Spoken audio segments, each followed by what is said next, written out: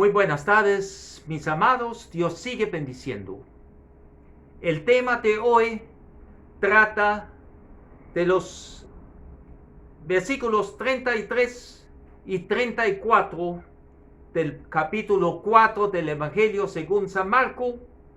Y el mensaje de hoy está titulado Jesús enseña por parábolas. Y dice la Santa Palabra: con muchas parábolas como estas les hablaba la palabra conforme a lo que podían oír. Y sin parábolas no les hablaba, aunque a sus discípulos en particular les declaraba todo. Amados, en el Evangelio según San Marcos hemos visto 4 parábolas registradas sobre el reino de Dios. Hemos visto en semanas pasadas la parábola del sembrador, la parábola de la lámpara, la parábola del crecimiento de la semilla y la parábola de la semilla de mostaza. Y obviamente, cuando dice Marcos en el versículo 3 del capítulo 4, con muchas parábolas como estas les hablaba la palabra conforme a lo que podían oír. Entonces cabe la pregunta, mis amados, ¿por qué Jesús habla en parábolas? Y veamos ¿qué dice San Mateo en su Evangelio en el capítulo 13, en los versículos 10 al 11? Entonces, acercándose los discípulos, le dijeron: ¿por qué les hablas por parábolas? Inclusive los discípulos, que eran la compañía 24/7 de nuestro Señor Jesucristo, no comprendían al principio el uso y la aplicación de las parábolas por parte del maestro. Y él respondiendo les dijo: porque a vosotros os es dado saber los misterios del reino de los cielos, mas a ellos no les es dado. Y fíjense, aquí es algo muy importante y vamos a adelantar un momentito un comentario ahí, aunque voy a volver a este punto. Aquí vemos que Jesús dice a vosotros, los discípulos, si es permitido de parte de Dios, es la voluntad de Dios, mis amados, que ellos entiendan los misterios del reino de los cielos. Pero misterio bíblicamente es algo que ha sido cubierto, escondido y fue revelado por las Escrituras. Eso no son los misterios de algún extraterrestre o de los archivos, qué sé yo, XYZ, anónimo, que no. Misterio bíblicamente ha sido algo, ha estado escondido por cierto tiempo y en el tiempo del Señor ha sido revelado. Y precisamente los discípulos del Señor Jesús han sido tan bendecidos y privilegiados que ellos sí pueden entender y saber esos misterios referente al reino de Dios, mas a ellos no les es dado. Vamos a volver todavía a ese concepto un poco más adelante. Eso quiere decir, en cierta manera, que muchos escuchan la palabra de Dios, ¿verdad? Pero no todos la reciben. Porque Jesús estaba predicando a muchas personas. Pero sin embargo, aquí solamente dice, se dirige a los discípulos de él. Sabemos, mis amados, y lo hemos visto en las últimas semanas, que una parábola es una historia terrenal para exponer un principio espiritual, un misterio del reino. Es una historia corta que enseña por analogía y similitudes. A continuación, en el día de hoy, vamos a analizar 5 motivos del Señor Jesús para usar parábolas en sus enseñanzas.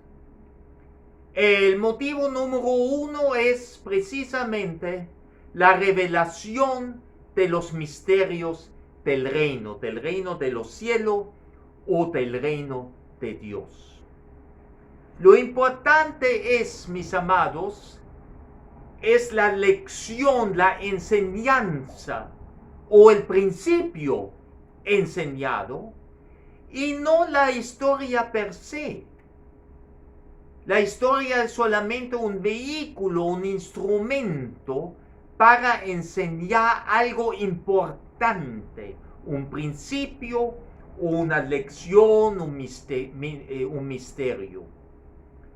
Fíjense, por favor, la historia carece de relevancia si no se vive el principio impartido por el Señor en la parábola.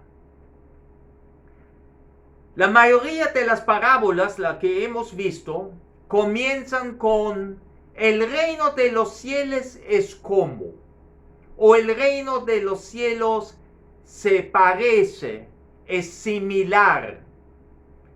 Y recordemos precisamente que Jesús era el reino de Dios en el mundo. Él representaba el reino de Dios y por ende él pudo, como ningún otro, enseñar sobre los misterios del reino que él representaba y él era. El motivo número 2 es la confirmación que era el Mesías profetizado. Vemos por favor en el Evangelio de San Mateo en el capítulo 13 los versículos 34 y 35 primeramente. Todo esto habló Jesús por parábolas a la gente y sin parábolas no les hablaba. Fíjense, eso era su instrumento de enseñanza. Y podemos decir definitivamente Jesús era un maestro en la enseñanza por parábolas. Y no hablaba sin ellos, sin usar una de ellas. Para que se cumpliese lo dicho por el profeta, cuando dije, abriré en parábolas mi boca, declararé cosas escondidas desde la fundación del mundo. Así dice San Mateo en su Evangelio en el capítulo 13, en los versículos 34 y 35. Y Mateo obviamente cita ahí el Salmo 78 y específicamente los versículos 1 y 2. Escucha, pueblo mío, mi ley, inclinad vuestro oído a las palabras de mi boca. Abriré mi boca en proverbios o en parábolas, ¿verdad? Hablaré cosas escondidas desde tiempos antiguos. Hay que estar atento. Hay que escuchar la palabra de Dios, porque Dios va a enseñarnos por proverbios, como dice aquí, o como dice Mateo, por parábolas. Y Él va a hablar, revelar cosas escondidas, misterios, ¿verdad? Como hemos dicho anteriormente, escondidos desde tiempos antiguos. Palabras proféticas que Dios iba a habitar entre los hombres ese Salmos, ciertamente, y va a revelar que es el enviado de Dios. Porque Jesús predicaba y sanaba, hizo milagros, y aún así había una gran oposición contra la enseñanza. Y lo vamos a ver. El motivo número 3, más fácil es recordar una historia corta que un cuento largo. Y vamos a ver qué dice Marcos precisamente en el capítulo 4, en el versículo 33, el primer versículo que hemos leído hoy, cuando dice el evangelista, con muchas parábolas como estas. Y se refiere obviamente a las parábolas mencionadas anteriormente en el capítulo 4, los que hemos visto. La parábola más larga, la parábola del sembrador. Inclusive él explicó a sus discípulos esa parábola. Luego vimos la parábola de la luz, del crecimiento de la semilla, que nada más son 4 versículos. Y la parábola de la semilla de la mostaza nada más tiene 3 versículos.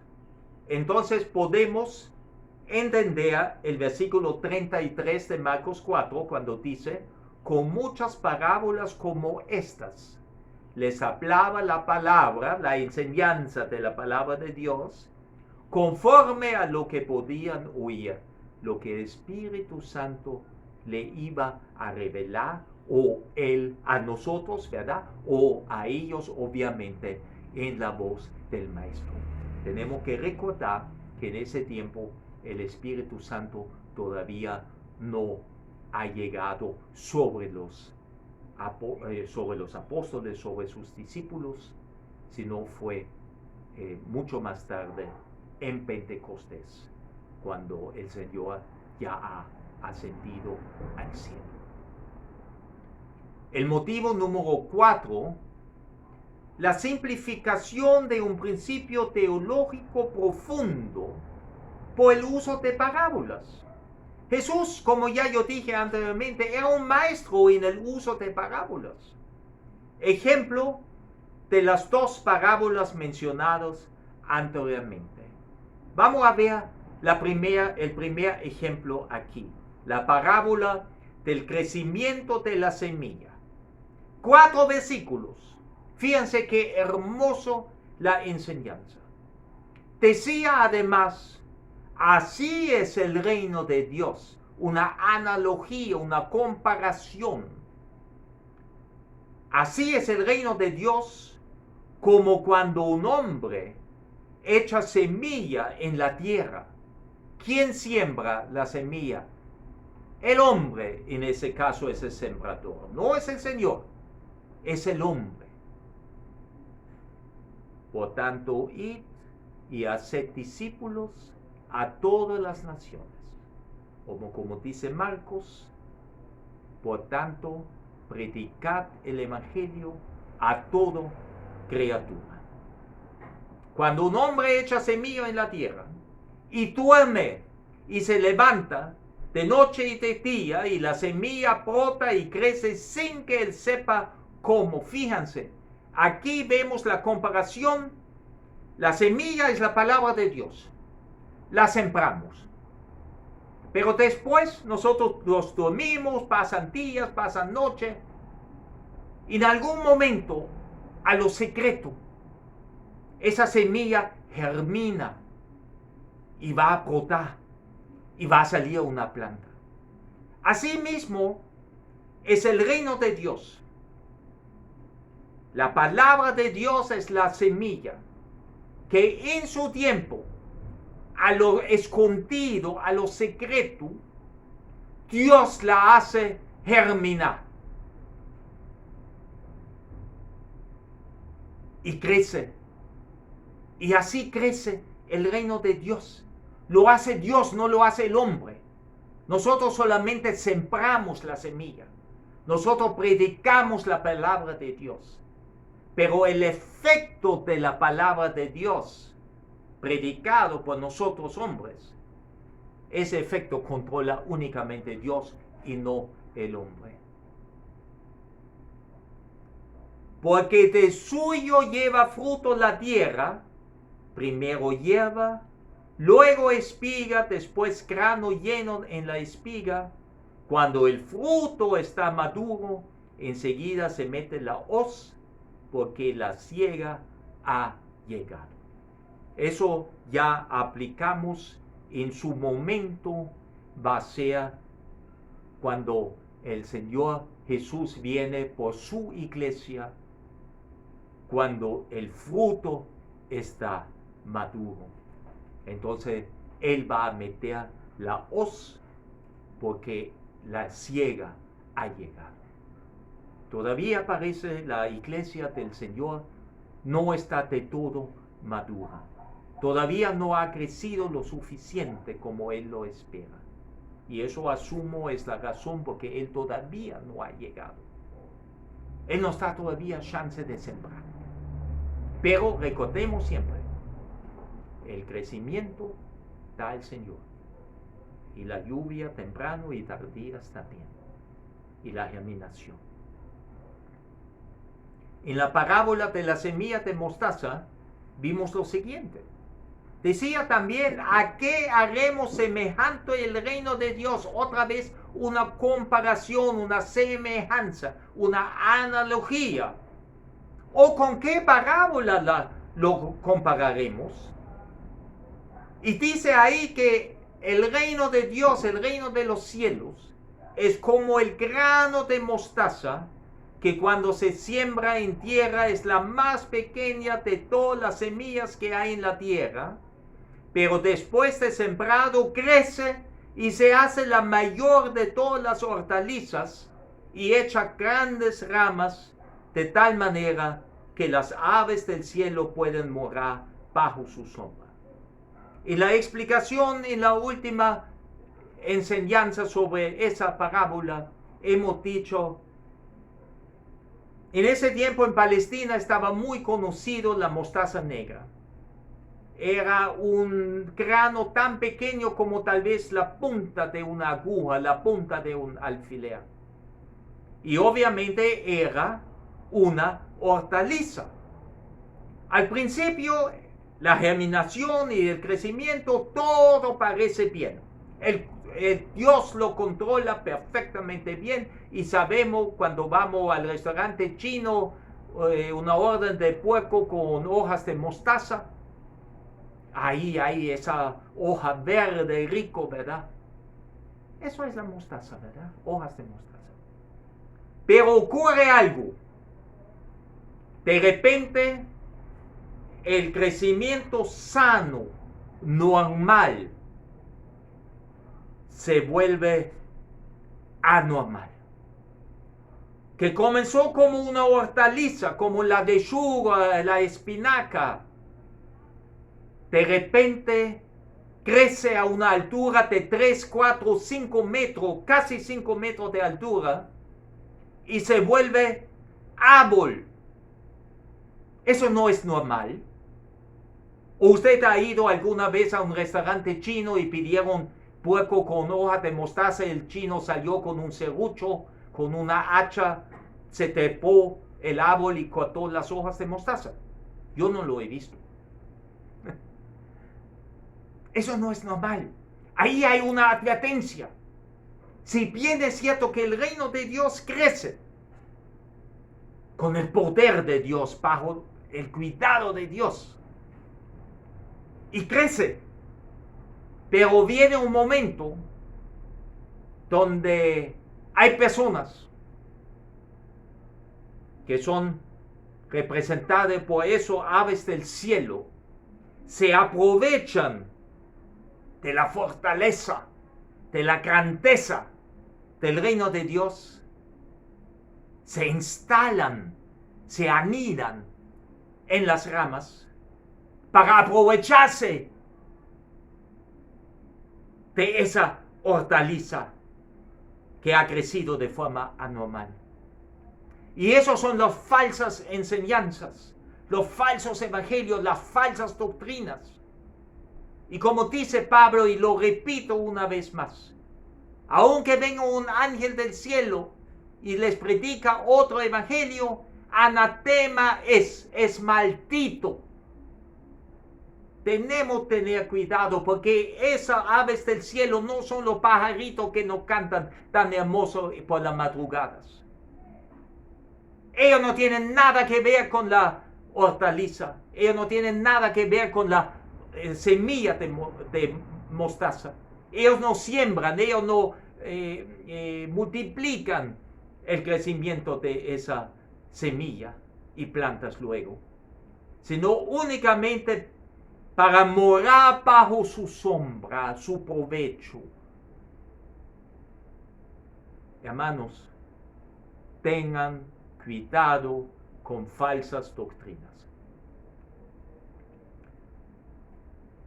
Avancemos con nuestro texto del día de hoy. Y el motivo número 5 es que Jesús usa las parábolas para no revelar los principios del reino a los que no tenían un corazón receptivo y perseverante. Vamos a recordar Marcos 4, versículo 34. Y sin parábolas, no les hablaba, aunque a sus discípulos en particular les declaraba todo. Eso es algo interesante. Él enseñaba a todos en parábolas, pero solamente a los discípulos les declaraba todo, le explicaba el sentido, el contenido, la aplicación de la parábola. Y también podemos compararlo con Mateo, Evangelio de San Mateo capítulo 13, versículos 10 al 11. Entonces acercándose los discípulos le dijeron, ¿por qué les hablas por parábolas? Ellos posiblemente se dieron cuenta que no entendían el significado, el contenido de las parábolas del Señor. Él respondiendo les dijo, porque a vosotros os he dado saber los misterios del reino de los cielos, mas a ellos no les he dado. Hermanos, qué privilegiados eran los discípulos de Jesús. No solamente el maestro les enseñaba, sino también les dio las explicaciones pertinentes. Sin embargo, sabemos que muchas veces también los fariseos y los saduceos escuchaban de las parábolas del Señor Jesús y se enfurecían. El ejemplo es cuando Jesús habló de cuidarse de la levadura de los fariseos, de la falsa enseñanza.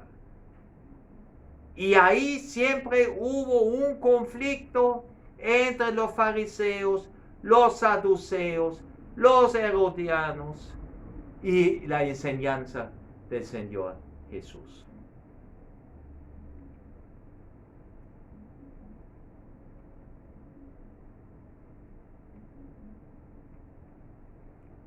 Aplicación y enseñanza, mis amados. El Señor Jesús citó Isaías 6, del 9 al 10. Y dijo cuando apareció Dios a Isaías, ¿verdad? Esa aparición. Y dijo, anda y di a este pueblo, oíd bien y no entendáis. Ved por cierto, mas no comprendáis.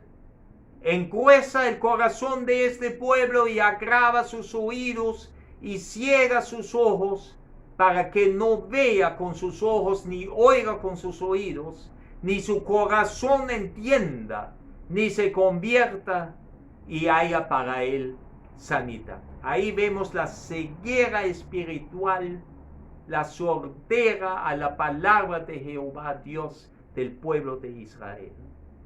Y así como el pueblo de Israel estaba perdido en el pecado y se oponía a escuchar la palabra de Dios y por ende abandonaron al profeta, lo mismo ocurrió al Señor Jesús.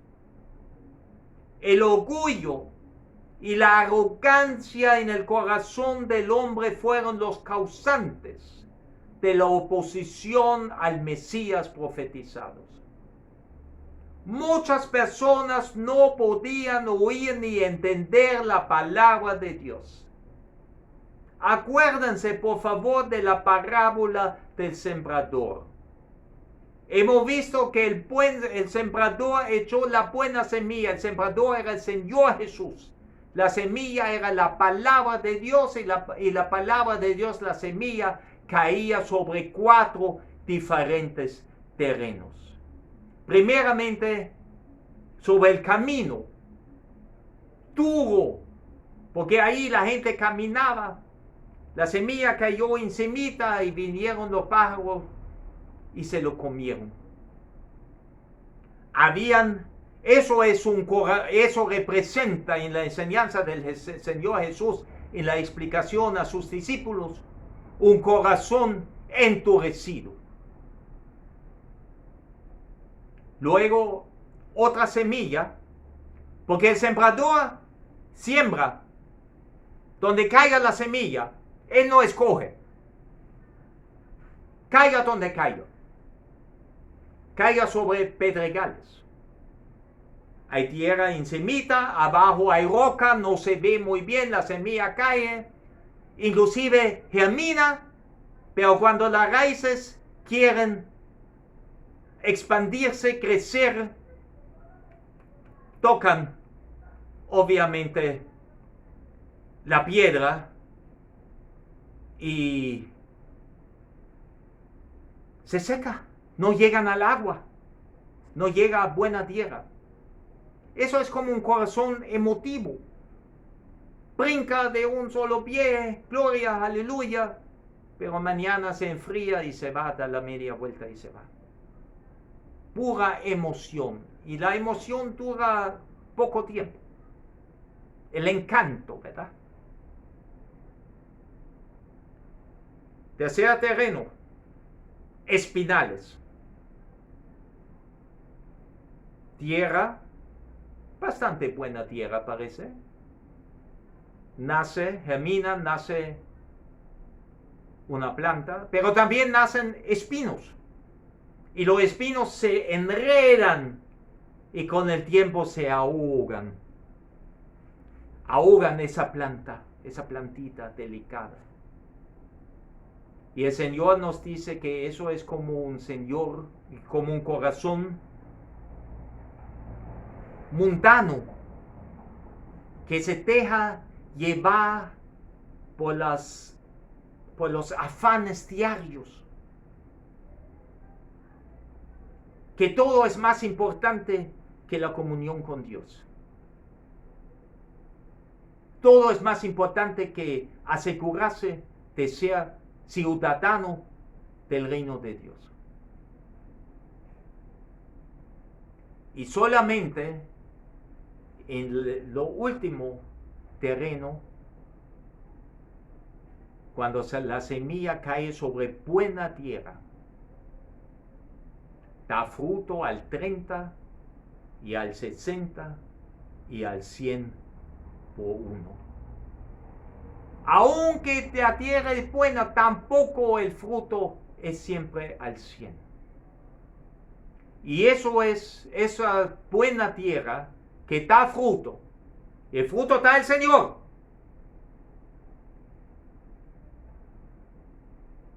Esa buena tierra es un corazón receptivo, perseverante. Entonces, en esta parábola del sembrador, podemos aprender lo siguiente. No todos que oyen la palabra de Dios la reciben. Somos privilegiados, usted, mi hermano, mi hermana, que Dios nos concedió de conocer el funcionamiento del reino de Dios. Nos revela el misterio del reino de los cielos. Y es la voluntad de Dios que los hijos de Dios comprendamos las parábolas y que formemos parte del reino de los cielos. Oremos, mis amados.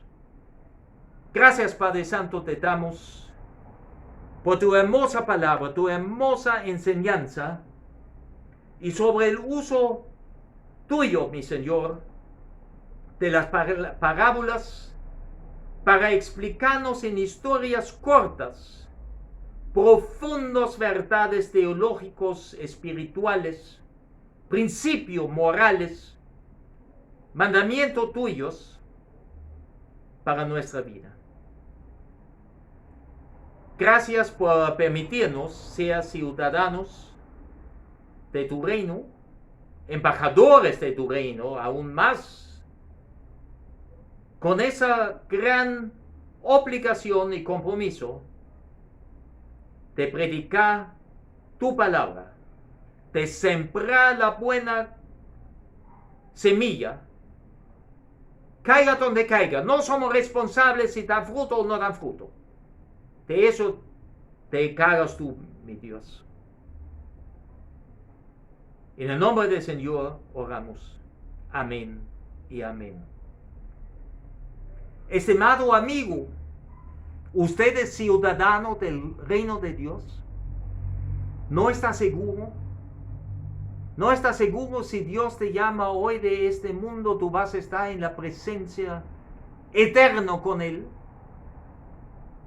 Si no es así, te invito, más te ruego que te acompañes, que me acompañes en una oración de arrepentimiento sincero y aceptación del Señor Jesús como tu Salvador personal y Señor.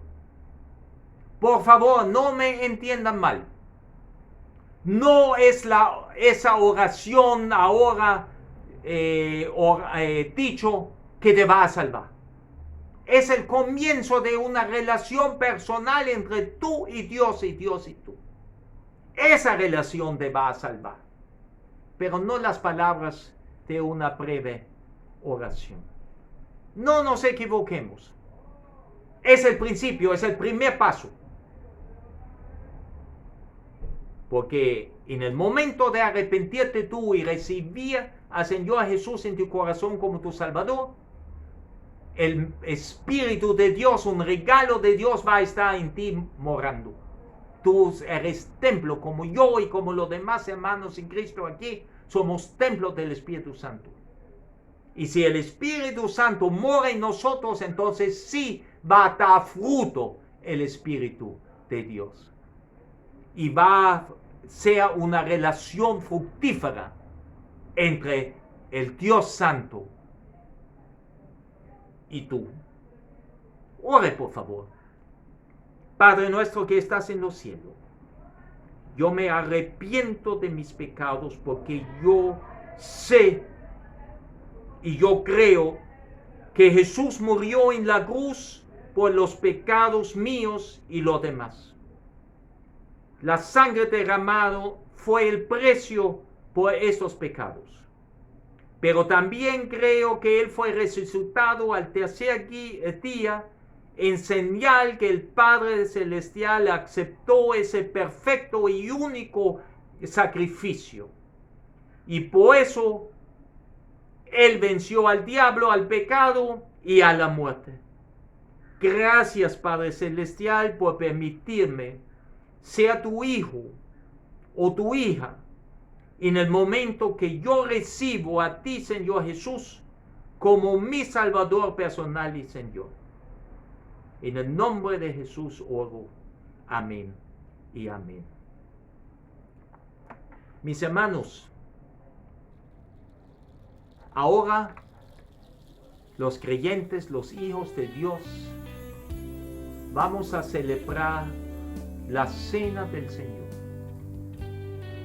La cena del Señor es posiblemente el momento más solemne en la vida de un cristiano, en la vida de la congregación.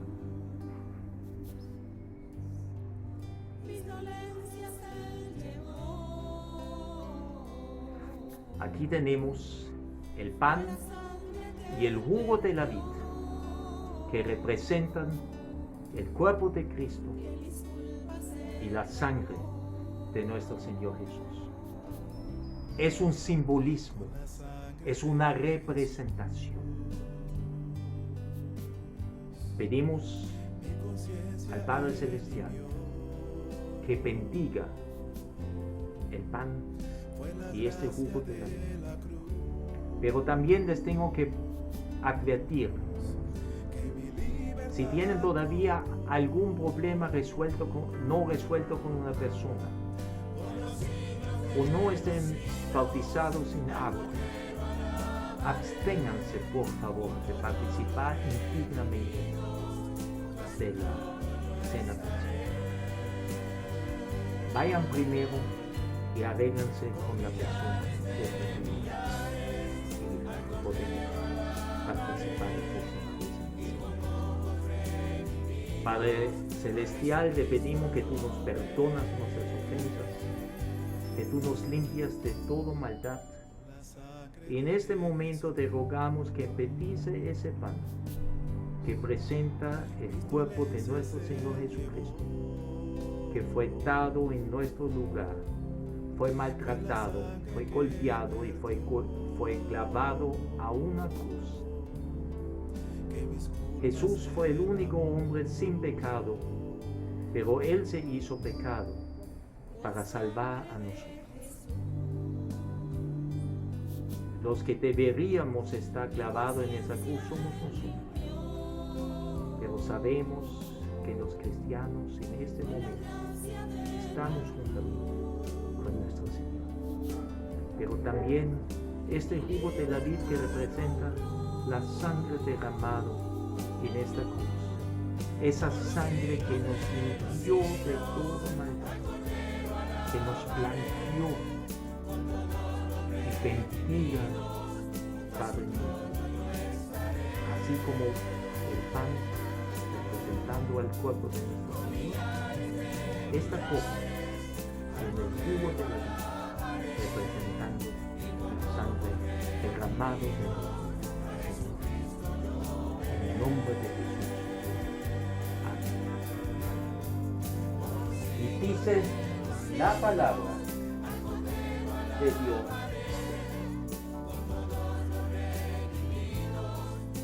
Porque yo recibí del Señor lo que también nos es enseñado.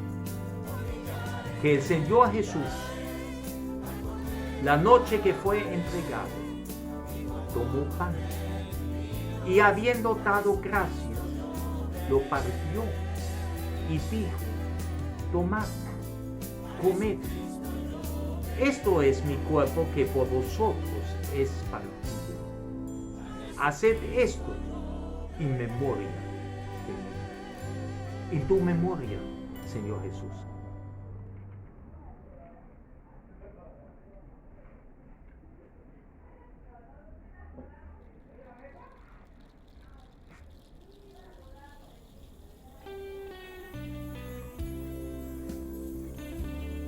Hermanos, en esos versículos vemos que efectivamente el Señor Jesús tomó pan, Él comió y agradeció por los alimentos, lo partió y lo repartió entre sus discípulos, enseñándole que ese pan representa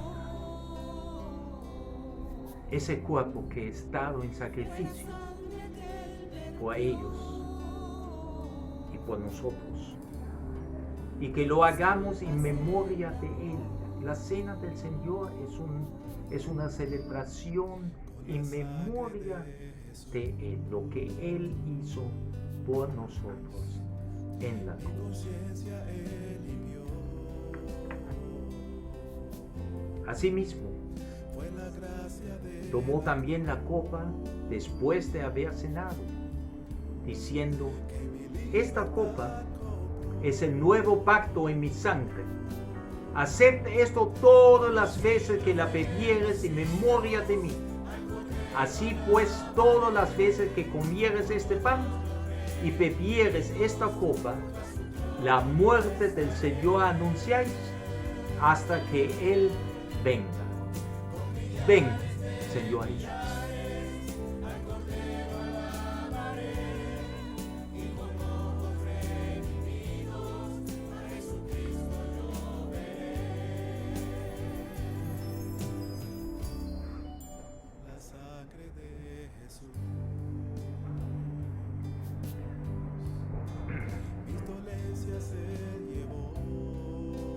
En la Santa Escritura no está escrito en qué fecha debemos celebrar la Cena del Señor, cuántas veces. Pero una cosa sí nos enseña la palabra de Dios, que cada vez que nos reunimos para celebrar la Cena del Señor, lo hacemos en su memoria y anunciamos, recordamos la muerte del Señor, lo que Él hizo en la cruz por ti y por mí. Y lo debemos hacer y lo vamos a hacer los cristianos hasta que Él venga. Gracias, mi Señor. Hermanos, y para terminar, participe en la Gran Comisión. Testifique a Cristo. Testifique de tu fe. Si este mensaje pastoral ha sido de bendición para ti, compártala. Comparte ese mensaje con tus amigos, con tus contactos en las redes sociales. También pueden ver esa enseñanza y otras enseñanzas en nuestras plataformas de hacer culto y bet, en Facebook como en YouTube.